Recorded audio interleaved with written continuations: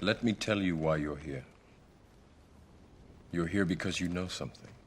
What you know you can't explain, but you feel it. You felt it your entire life, that there's something wrong with the world. You don't know what it is, but it's there, like a splinter in your mind, driving you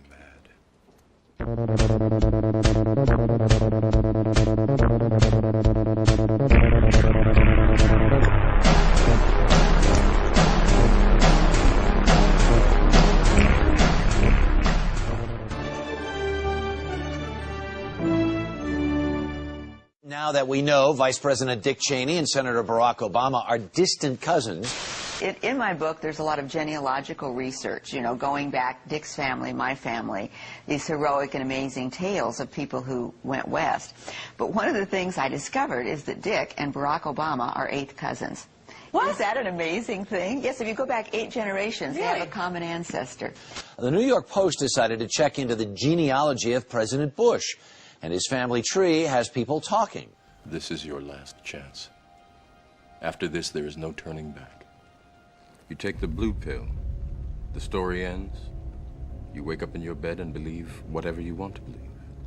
You take the red pill, you stay in Wonderland, and I show you how deep the rabbit hole goes. We all know his father, but what about his cousins? Check out this family tree, done with research by ancestry.com. Let me take you through this, branch by branch. Vice President Dick Cheney, the man who's only a heartbeat away from the presidency, is actually a blood relation. He's President Bush's 9th cousin once removed. Cheney's cousin Barack Obama is also Bush's 11th cousin, and the 9th cousin of Brad Pitt. In either of those first 2 books, though, who knew you and Dick Cheney cousins? You know, listen, I don't think I'm going to family reunion. I don't know how I'll be greeted. Michael Tessarian points out in his work that Bush is closely related to every European monarch on and off the throne, and has kinship with every member of Britain's royal family. Bush's family tree can be documented as far back as the early 15th century. He has a direct descent from Henry III and from Henry VIII's sister Mary Tudor. He is also descended from Charles II of England. What if we were to tell you that American presidents aren't chosen by ballot, but instead by blood? Look, there's a... That's right. The candidate with the bluest blood has won the race for president every time. And according to a man who writes things on the internet, 33 U.S. presidents are descendants of Emperor Charlemagne. What's up? What's up? What's that? What's up? Who is it? And it doesn't stop there. These guys aren't just related to royalty, they're related to each other. But we're only just getting started. President Lincoln was President Bush's 7th cousin 5 times removed. And Bush shared more than just a ballot with John Kerry. That's right. They're 9th cousins twice removed. Princess Diana was Bush's 11th cousin twice removed. But, no, you know, these folks have been doing all these genealogies on me, and you know, they've found all sorts of strange connections. This has got to be the strangest, though. Well, listen, if you go back far enough, you know, you got all kinds of crooks and thieves in your family. Incest was practiced by ancient Egyptian royalty. Mothers married sons and brothers married sisters to keep the power and the money all in the family. Like their pharaonic ancestors, the British monarchy have a long history of incestuous inbreeding. And then there's this bombshell. Happy birthday, Mr. President. Sure, she may have been singing to JFK, but what about GWB? He is, after all, her 9th cousin, 3 times removed. Clinton's related to Ford, Bush is related to Cheney, and guess who Cheney's related to? That's right, Barack Obama. What did you make of that story? For those who don't know this, so Lynn Cheney, the vice president's wife, has been doing some genealogy connected to her latest book, and lo and behold, way back, 8 generations ago? 8 generations or you something. and Mr. Cheney apparently have some distant relative in What did you make of that story when it came You know, I actually knew about it because somebody had done some genealogy before, and they had sent it to me, this long sheet. And, you know, had all these famous names, you know, Mark Twain and this and that and the other, and then Dick Cheney. And I took a pause. And, you know, I just said, well, you know, as long as as long as he's okay with it, I'm okay with it too, because I'm not going to stop talking about these messed up policies in Iraq just because your cousin. Yeah, we're not kissing cousins, as they say. And we also find that George W. Bush is a direct descendant of Godfrey the Bullion. Godfrey was the first king of Jerusalem after he recaptured it from the Saracens, which was the name for the Islamic faith during the Middle Ages. It is interesting to note that the current occupation of the United States in the Middle East was re-established by the same family, George Bush Sr. in 1991, and again by George Bush Jr. in 2003. George Bush Jr. is then found to be a cousin to both opposing candidates of his 2 terms in office, Al Gore and John Kerry. Democratic President Barack Obama also has blood ties with George W. Bush, as well as Gerald Ford, Lyndon Johnson, Harry Truman, James Madison, and the British Prime Minister Sir Winston Churchill. On the opposing side of the 2008 presidential ballot, John McCain is descended from Robert the Bruce, King William I of Scotland, and also Godfrey the Bullion. He's also related to Playboy founder Hugh Hefner, even Pocahontas, and Vlad the Impaler. And His Royal Highness Prince Charles, who can trace his ancestry back to Romania's dark and distant past. The genealogy shows that I'm descended from Vlad the Impaler, you see. So I do have a bit of a stake in the country. As it were. Vlad the Impaler, son of the dragon.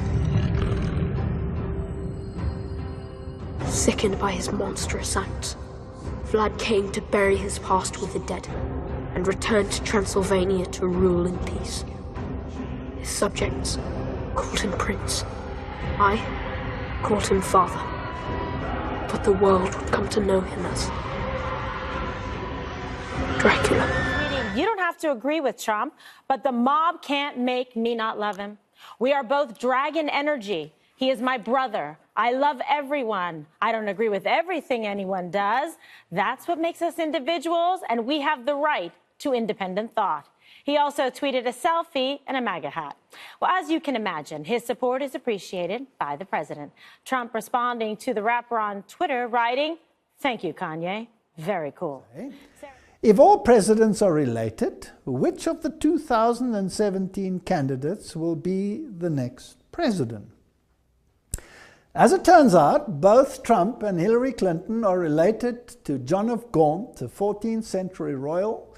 Gaunt was the first Duke of Lancaster, who was the son of King Edward III, according to MyHeritage. Trump is related through his mother, Mary Ann McLeod, back to his 17th grandfather, John Beaufort, while Clinton is related through her father and the Rodham family back to the 17th great-grandmother, Joan Beaufort. The two candidates are 19th cousins, and so they both have the right bloodlines to continue this lineage. Now, that's another story as to why they should all be related, and it's fascinating that the Bible doesn't speak about the presidents of the world, it speaks about the kings of the world. And it really, over the course of history, hasn't mattered which of the candidates has won, because the candidates have always both been in the same bloodlines. I imagine that right now you're feeling a bit like Alice. Tumbling down the rabbit hole? You could say that. I can see it in your eyes. Well, Mitt Romney and Mike Huckabee are 10th cousins once removed, also known as kissing cousins. And Rudy Giuliani, he's just related to the mob. Holy shit. What about Hillary? Well, she's 10th cousins with Madonna and 9th cousins with Angelina Jolie. I did not have sexual relations with that woman. And of course, Barack Obama has said he doesn't think he and Cheney are kissing cousins, but Brad Pitt says if it's true, he's in great company. It is a big idea, a new world order.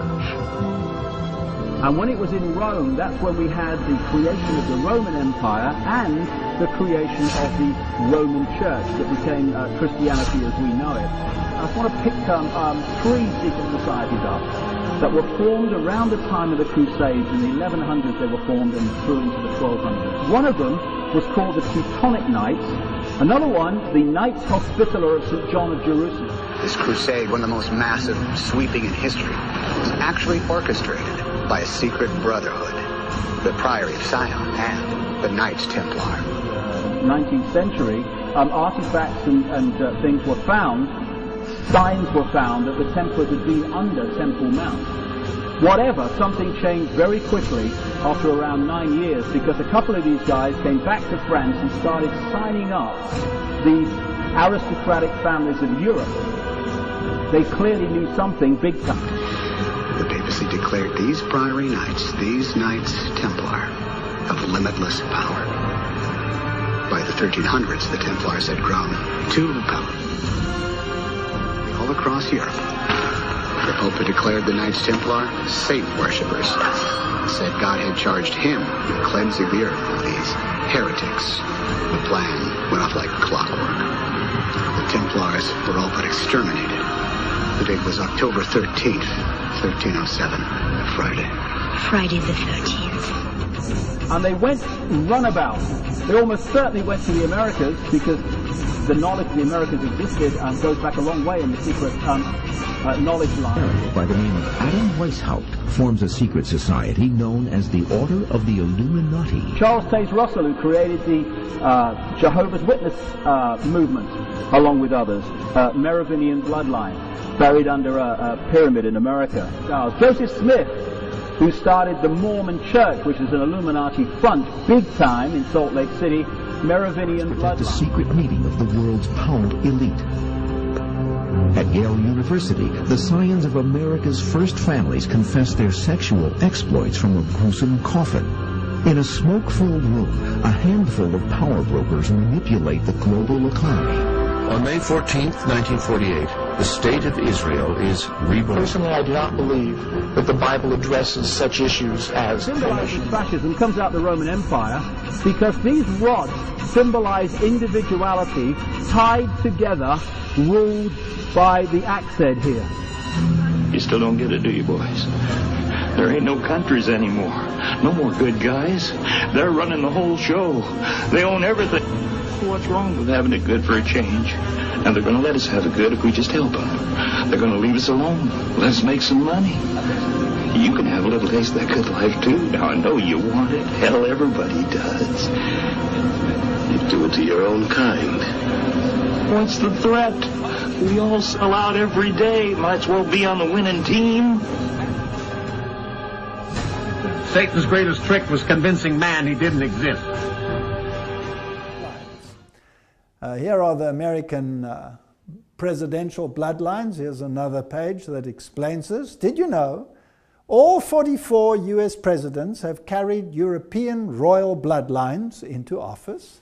34 have been genetic descendants of just one person, Charlemagne, the brutal 8th century king of the Franks. Now, that's a fascinating story, because Charlemagne is, of course, the one who was crowned emperor of the Roman Empire, the new Roman Empire, and the Pope was crowning him whilst his kingdom was falling apart. So he's a symbol of this unity of the world under one leadership, the papacy.